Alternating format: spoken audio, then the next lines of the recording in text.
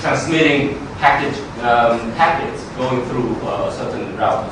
Sometimes, if you want to send a file from Hanoi to Ho Chi Minh City, sometimes it goes through Hue, but sometimes, for whatever reason, it might go all the way to the US and back. There's no warranty, okay? So, you might have large transmission delay, and you might have large delay jitters. Okay, the delay might not be uniform. Okay, but it's very popular. Our entire internet is working based on these principles. Our local area network communications is based on this principle. Our WAN is working on this principle, so on and so forth. So this is certainly very suitable for applications which require dynamic bandwidth. Okay. Some things that has a very busty type of communication in nature. Okay, so but it has problem with delay sensitive applications. Unfortunately, video happens to sit between these. Okay, it requires variable bit rate, so it fits this criteria, but it also violates this requirement. Okay, you need to be delay sensitive. So that is the problem. Now, how about multiplexing? So this demonstrates the sharing, okay, of the resources over packet switching networks. So you can think of this as your queue or your buffer at a certain route. Okay, there are two users, A and B, sharing the same networks. So maybe blue belongs to A and white belongs to B. Okay, those are the packets. So small little chunks of data. They comes into the queue and waiting for the output link. When the output link is ready, the router statistically multiplex the packets. Meaning it doesn't do just A, B, A, B, A, B, A, B. It has a certain randomness to it. Okay? So maybe there are roughly over the entire, if there are only two person communicating to this routers, then suddenly the percentage of packets blue being sent and the percentage of packet white being sent is roughly the same. Okay? But there can be 2 blue, 3 blues, followed by 1 white, and then followed by another 5 whites. Okay, there's no warranty that you will have blue, white, blue, white, blue, white. Okay, so the sequence of packets from A and B does not have any fixed header. Okay, and so this will go to another routers, and the entire process is being repeated. Say, okay, so everywhere it goes, it knows the IP address. Okay, it knows the IP address, so it knows the end result. It's trying to go from A to C. Okay, it just uses those as intermediate nodes to get there, because there might not exist a physical link. Okay, a direct link that links A to C or B to C. We have multiple nodes along the way. Okay, so that's why we need a lot of routers, and that's how Cisco makes a lot of money. Now, so packet switching versus circuit switching. Let's do a brief comparison on which one is better. Okay, so packet. All we can say is this: packet switching allows more users to use the network. It's more efficient. Okay, especially for busty type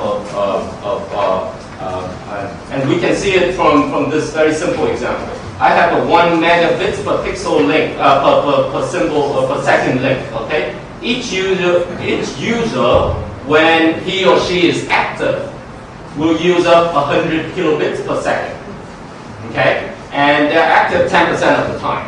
So this is very popular when you're on the web. You click, you read a little bit, and you do another click, right? And while you're doing the click, data, you are active, but while you're reading, you're not active. You're not using the networks, right? So if you have end user with 1 megabits per second links like this, you can see that, and for circuit switching is dedicated, okay? And each will use up 100 kilobits per second So with 1 megabit per second, you can afford to accommodate 10 users.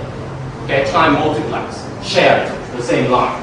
Okay. Now with packet switching, with 35 users, you can easily compute that the probability of having 10 active users together is less than 0.0004. Okay? Okay, so this is almost as good as circuit switching with only 10 users. Right? Okay, the probability of having more than 10 active users together is very, very low based on this 10% goal. Okay? So then you can afford to accommodate 35 users without any much trouble. Sharing the same physical links. Okay? What about packet loss and packet delay? Packet queue in router buffers, okay, like this. Queue delay is the type of packets being in the queue and wait for its turn to be transmitted. Okay, so it's waiting in the queue, and the packets ahead of it. Okay, so the queue delay is indicating that the amount of time that you have to sit in the buffer waiting for your turn. Okay, and then there's packet loss. Okay, this is not really that critical. Okay, but this is very, very critical. You can have a lot of packet loss. Okay, based on the fact that, as I said, the packet arrival rate, if it exceeds the output link capability, then the router doesn't know what to do. Okay, if the router receives way too many packets, then it will break down. It will drop a lot of packets. So this is the problem when, for example, our digital cell phones now using packet switching too. Okay, so when a lot of people are trying to call in together at the same location, you will overload the buffer, and then call will drop. Or too many people trying to access the internet or one website together, okay, they'll run into trouble as well. Just like, so Yahoo is being hacked by, it's actually very easy to hack Yahoo. You really want to break. You make sure that you synchronize thousands or hundred thousands of computers sending something or downloading something from Yahoo all together at one time. Okay, then you run into this problem immediately.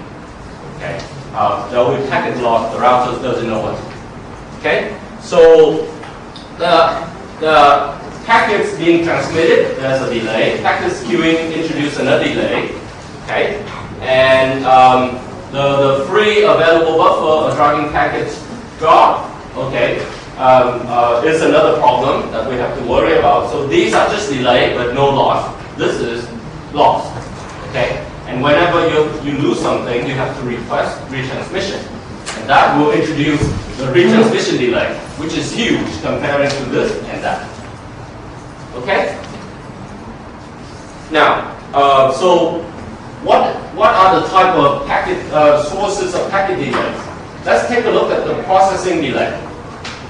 Processing delay is the time that you have to spend to check for the bit errors. Okay, we have the trailer checking on the body, the channel codes checking on the body, the redundancy checks. Okay, so that takes some time to figure out. Okay, that's one. You have to examine the header. Okay, to know that okay, I'm going to send this packet from A to C. So what route should I take? Okay, so you have to examine the headers, and then you have to determine the output link. Should you send it to intermediate node D, or should you send it to intermediate node E? Okay, so things like that are called processing delay. And then there's the queuing delay, which depends on the behaviors of the users. Okay, so the time queuing delay is the time that you have to spend waiting for the output link for transmission, wait for your turns, and the times that you have to spend based on the congestion level of the router. Okay. Now,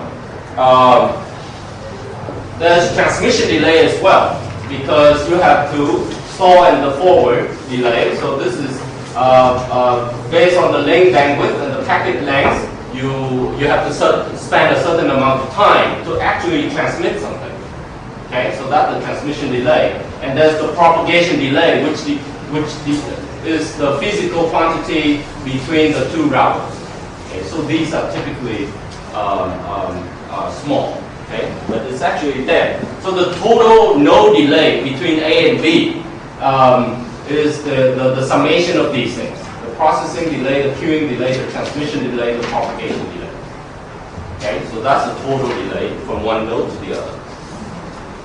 So let's have a quick comparison. Circuit switch gives you dedicated connections. This guy, packet switch, does not.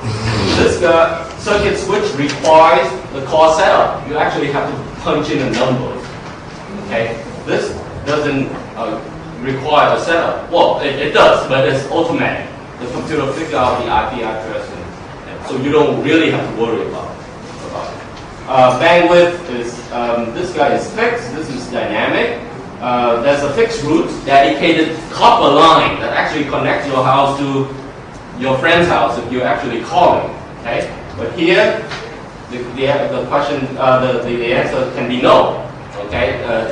It depends. For example, wireless, it might go all over the place. Okay? Network congestion here is basically the setup time. Once you set up, everything will be okay. Here, you can have congestion anytime, okay?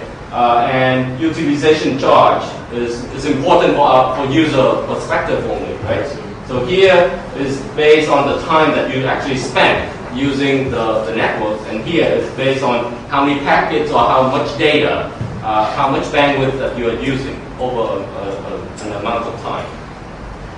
So let me bypass this and talk about several of these protocols that we actually use for multimedia. So the transmission control protocol, TCP, together with IP, so that's why we have the TCP/IP networks, okay, is the protocol that we use for the internet, okay. The acknowledgement is required for every packet. You need an acknowledgement that yes, I received the packet, okay. Okay, and that is very important. Okay, that's how the email gets there. That's how the HTML file gets there without any problem, because there is a communication between sender and receiver all the time regarding are my packets okay or not. Okay, and it offers a reliable in-sequence delivery because of all the packet index. So eventually, if you wait enough, everything will